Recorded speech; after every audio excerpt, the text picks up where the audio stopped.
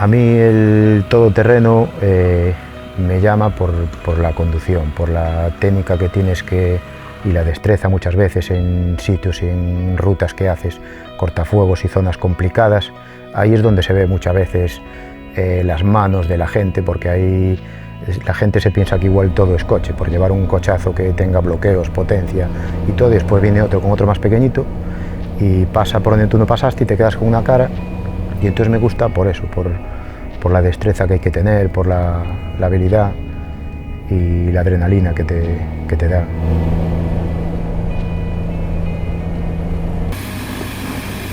Este coche lo elegí porque tengo un íntimo amigo que a raíz de rutas y tal nos fuimos conociendo y tiene uno exactamente igual. Cada vez que lo veía venía aquí a las rutas y todo, y cada vez que lo veía me quedaba enamorado de él. Y es un coche que me gustó siempre mucho, de estética, y fue lo que me animó a comprarlo y a prepararlo. A mí en el monte, por los sitios que más me gusta ir, es zona de piedras, zona de trialeras, porque al final meterse en unas rodadas todas llenas de barro de 1 metro, pasa el que tenga ruedas más grandes y el que tenga más potencia y el que cierre más los ojos para darle para adelante. Pero por sitios técnicos de trialeras y piedras complicadas tal, ahí es donde se demuestra cómo va el coche y cómo va la persona que lo lleva.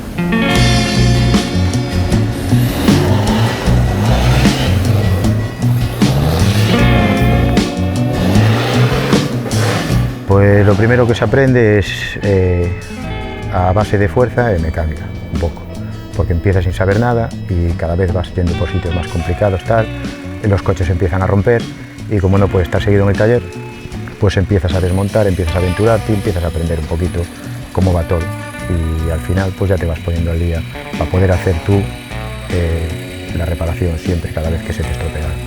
Si no estarías seguido metido un sábado en el monte, el lunes en el taller.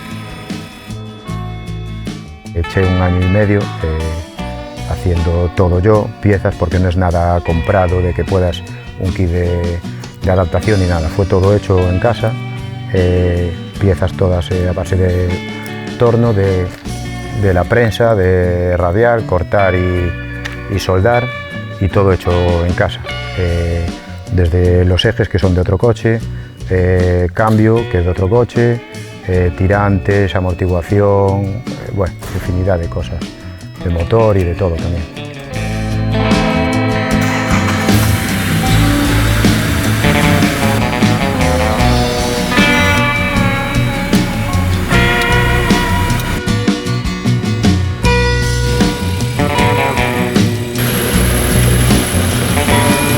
En los todoterrenos lo más normal que se suele romper siempre son palieres como cinéticas en el eje delantero, porque es lo que más sufre al llevar bloqueo y todo, cuando pega los saltos o tracciona en terreno que está de barro eso y se coge un trozo firme y al levantarse y todo, cuando tracciona en el trozo firme, lo más normal es romper un palier, una homocinética, es lo más lógico delante, porque el resto va aguantando bastante.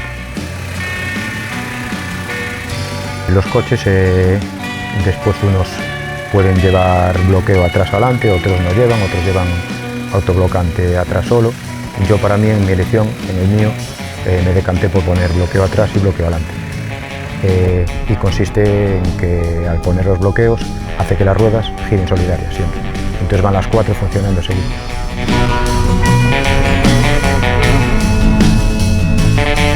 Los neumáticos es un mundo, cada uno tiene sus gustos. Yo me decanté por estos, que son una cosa, dentro de que son de monte, algo extremo, es una cosa un poco mixta.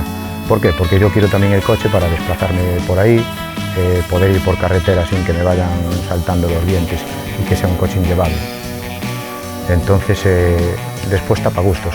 Si quieres una cosa más extrema, para solo dedicarte en el monte, a rutas extremas y todo, pues hay neumáticos mucho más de taco, los Maxis, etcétera, etcétera. Los trepador. Después una presión para las presiones es también muy relativo. Tú puedes salir al monte y dependiendo de qué ruta vayas a hacer, si te hace falta bajar más o menos entre 0,5, 0,6, pero esto es todo un poquito casi al gusto de cada uno o dependiendo del terreno por el que vayas a andar.